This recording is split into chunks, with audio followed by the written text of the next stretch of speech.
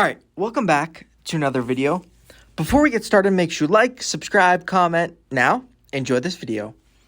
Okay, we're back for week number 3 of my 5 NFL thoughts. As you know, every single week I give you 5 NFL thoughts from that specific NFL week. Let's jump right into it. Here we are, week number 3, 5 NFL thoughts. Let's go. Thought number 1.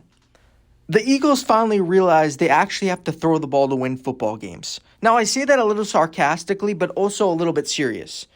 Because the first 2 weeks, they barely threw for over 150 yards. They struggled to throw the ball, and they were just trying to rely on what won them games last year and what won them the Super Bowl. And that was the running game and Saquon Barkley. And they leaned on him. Now, they won those 2 games because they're so talented and their roster is so elite that they won those games.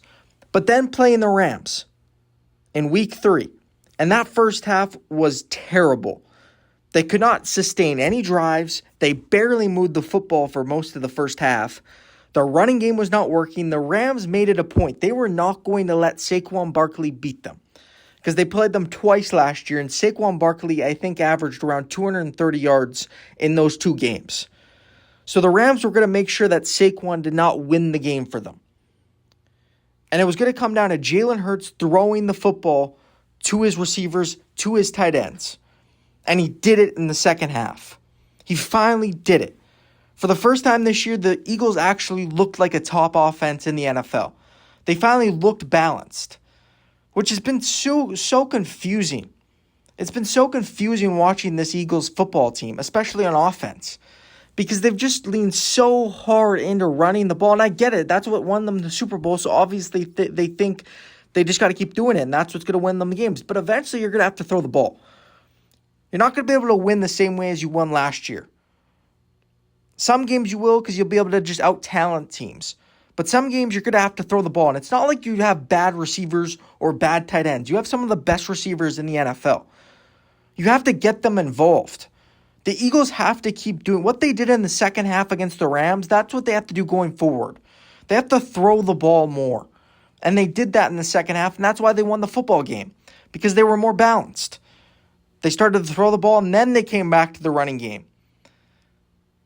And they have elite weapons. That's the problem. Why weren't they throwing the ball in the first 2 weeks? I get it, they still won, but they didn't win pretty. And in the first half, they tried to do the same thing. Run the ball, run the ball, run the ball. In the second half, they looked like a completely different team because they stayed balanced and they actually threw the football. And they looked like one of the best offenses in the NFL. Thought number 2. I'm starting to have a lot of questions about this Travis Hunter experiment of playing both ways. I really am. Because if you're not going to play him like both ways like he did at Colorado where he's playing like 110 snaps, I don't get the point of just sprinkling him in here and there on both sides of the ball. Because then he's not worth it. Then you might as well just put him on offense or put him on defense full time. Sprinkling him in here and there is just not going to cut it. It's not what he does, and he's making very, very little impact on the game. You traded draft picks. You traded up to the number 2 spot to draft a franchise-changing player. And that's not what Travis Hunter has been. Now, I don't think it's all his fault. I think it's the way they're trying to use him. Before the draft, I believed he had to play both ways to validate him going as high as he did. He just had to. Because he wasn't that good as a receiver, and he wasn't that good as a corner to go number 2. He was that good to go number 2 because he played both ways. But now I've kind of flipped. Now I think they have to just keep him on one side of the ball. I would say probably keep him on offense and let him just go to work on offense and maybe put him in for a play here, a play there on defense. But make him a full-time receiver at the NFL. Make him a 1,000-yard wide receiver. Feature him. Give him 10 targets a game. Make him a vocal point of your offense and just go from there. Because this little sprinkle him in here on defense, sprinkle him here on offense, it's not going to cut it. And he's become almost worthless in games because they're not using him the correct way. Either play him full time both ways where he's barely leaving the field, or just play him specifically on one side of the ball. This little sprinkling stuff is not going to work. He's making very little impact on the game, and he was drafted to become an impact player. And right now he's not being able to do that because of how he's being used. Thought number 3. The Houston Texans offense is terrible. It is awful. They do nothing well. They don't run the ball well. They don't protect C.J. Stroud. Their receivers really cannot create separation. C.J. Stroud has not made great decisions. Their offensive play caller is not great. Like, everything that is wrong with offense, everything that can go wrong is going wrong for the Houston Texans offense. They can't do anything at a high level. Nothing. Against Jacksonville this week, it was terrible. It was one of the worst offense performances I've seen in a long time. They barely can move the ball on a lot of drives. They just have no rhythm. They have no flow. They struggle to run the ball, like I said. They can't protect C.J. Stroud. The only time they have somewhat success is just when they go quick game. When they go 5-yard routes. Quick. Other than that, it's a struggle. It is a struggle to get anything going.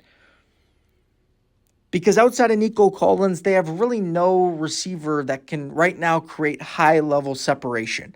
And now teams just key in on Collins because that's where people know that's where CJ wants to go with the ball. And so teams just key in on him. And then the offense just sputters. This offense has to get it figured out. Because right now they do nothing well on that side of the ball. Thought number 4. How about the Indianapolis Colts? How about them? I'll be honest, I was wrong about the Colts going into this year. I thought they were going to be terrible. I didn't trust Daniel Jones. I didn't trust this football team. I didn't know how good the defense was going to be. But they have looked like one of the best teams in the AFC. Now, do I think they'll end up that way? No. But they look great. They run the ball well with Jonathan Taylor, so they take a lot of pressure off Daniel Jones. So Daniel Jones doesn't have to do a whole lot, but when he has to do some stuff, he can do it. He's got really good skill position players on the outside. They obviously drafted Tyler Warren at tight end, Michael Pittman, Alec Pierce, Josh Downs, that receiver. So they have good weapons for him. They have a good offensive line. And then this defense, bringing in Lou Anarumo, has looked really good. He's doing his creative, mad scientist stuff from game to game, confusing quarterbacks. I was totally wrong about the Colts. I think Shane Steichen deserves a lot of credit for how he's made Daniel Jones look. Because this team last year with Anthony Richardson and now with Daniel Jones, with Daniel Jones, they literally look like one of the best teams in the AFC. They have looked that good through the first 3 weeks of the season. They look like a dominant football team. And they're not just barely winning games. They are dominating teams from start to finish. Now, they haven't played a lot of great opponents. Their one great win is against the Denver Broncos. Other than that, they played the Titans and the Dolphins, both two pretty bad teams. But they've beaten both those teams pretty handily. And that's hard to do against any team in the NFL. My 5th and final thought from week number 3 of my 5 NFL thoughts. Here it is. I know the Kansas City Chiefs won against the New York Giants 22-9, but through the first 3 weeks, everything for the Kansas City Chiefs on offense feels hard. They struggle to create down the field plays, so they have to go 10, 12-play drives, which in the NFL to consistently do is very, very difficult. They've struggled to do that. Their best offensive play through the first 3 weeks has been Mahomes scrambling. Now, they looked a little bit better against the Giants, but it is the Giants. They've yet to win a game. We'll see what they do against the Ravens coming up and the Lions and the Commanders. So they're going to get some good tests. But through the first 3 weeks, offense for the Chiefs feels hard. And that has not been the case in the last, 6-7 years. Offense is what they've been excelling at. And they look terrible through the first 3 weeks. I mean, it has been a complete struggle. Their offense has struggled to protect. They run the ball okay because Mahomes has been able to scramble for first downs and scramble for big yardage. Not because they've been just a good running football team with their running backs. The receivers, none of them can create down the field except for Tyquan Thornton here or there.